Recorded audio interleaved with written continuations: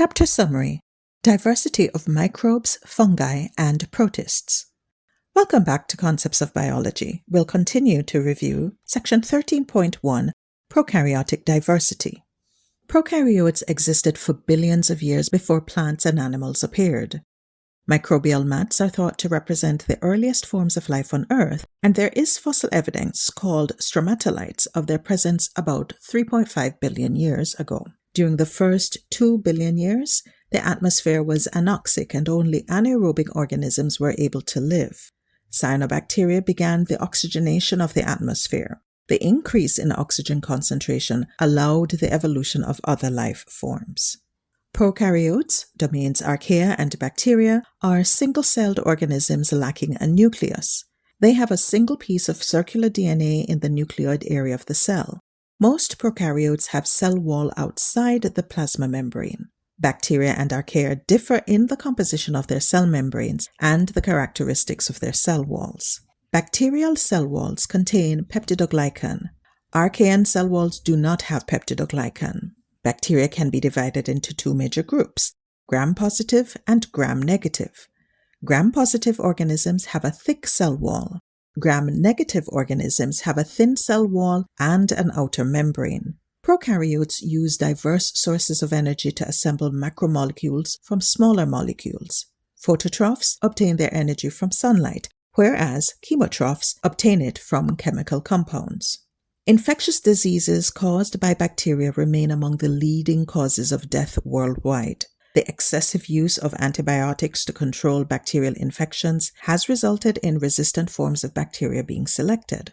Foodborne diseases result from the consumption of contaminated food, pathogenic bacteria, viruses, or parasites that contaminate food. Prokaryotes are used in human food products. Microbial bioremediation is the use of microbial metabolism to remove pollutants. The human body contains a huge community of prokaryotes, many of which provide beneficial services such as the development and maintenance of the immune system, nutrition, and protection from pathogens. Section 13.2, Eukaryotic Origins. The first eukaryotes evolved from ancestral prokaryotes by a process that involved membrane proliferation, the loss of a cell wall, the evolution of a cytoskeleton, and the acquisition and evolution of organelles. Nuclear eukaryotic genes appear to have had an origin in the archaea, whereas the energy machinery of eukaryotic cells appears to be bacterial in origin. The mitochondria and plastids originated from endosymbiotic events when ancestral cells engulfed an aerobic bacterium in the case of mitochondria and a photosynthetic bacterium in the case of chloroplasts. The evolution of mitochondria likely preceded the evolution of chloroplasts. There is evidence of secondary endosymbiotic events in which plastids appear to be the result of endosymbiosis after a previous endosymbiotic event. Section 13.3, Protists. Protists are extremely diverse in terms of biological and ecological characteristics, due in large part to the fact that they are an artificial assemblage of phylogenetically unrelated groups. Protists display highly varied cell structures, several types of reproductive strategies, virtually every possible type of nutrition, and varied habitats. Most single-cell protists are motile, but these organisms use diverse structures for transportation. The process of classifying protists into meaningful groups is ongoing, but genetic data in the past 20 years have clarified many relationships that were previously unclear or mistaken. The majority view at present is to order all eukaryotes into 6 supergroups.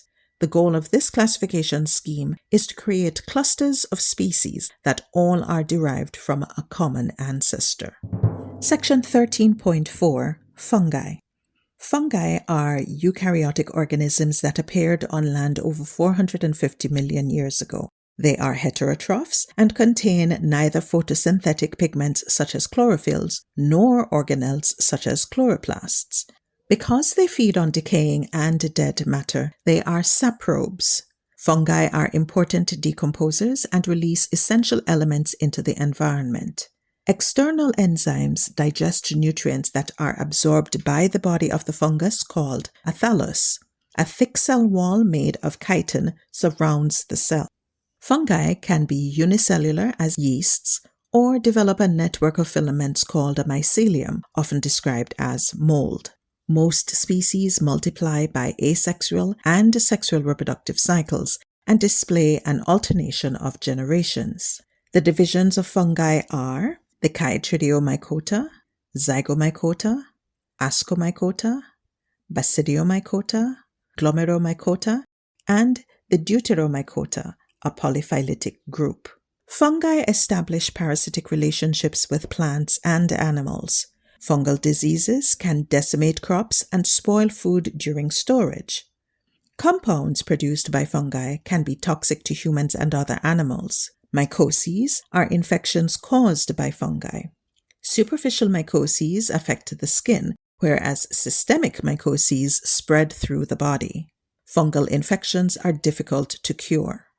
Fungi have colonized all environments on Earth, but are most often found in cool, dark, moist places with a supply of decaying material. Fungi are important decomposers because they are saprobes. Many successful mutualistic relationships involve a fungus and another organism. They establish complex mycorrhizal associations with the roots of plants. Lichens are a symbiotic relationship between a fungus and a photosynthetic organism, usually an alga or cyanobacterium. Fungi are important to everyday human life. Fungi are important decomposers in most ecosystems. Mycorrhizal fungi are essential for the growth of most plants. Fungi, as food, play a role in human nutrition in the form of mushrooms and as agents of fermentation in the production of bread, cheeses, alcoholic beverages, and numerous other food preparations. Secondary metabolites of fungi are used in medicine as antibiotics and anticoagulants. Fungi are used in research as model organisms for the study of eukaryotic genetics and metabolism. Hi, if you found this video informative, give it a thumbs up, subscribe, and share the link. We want these free textbook resources to be available to other students. All right, let's get back to reading. In our next video, we'll read Chapter 14, Diversity of Plants.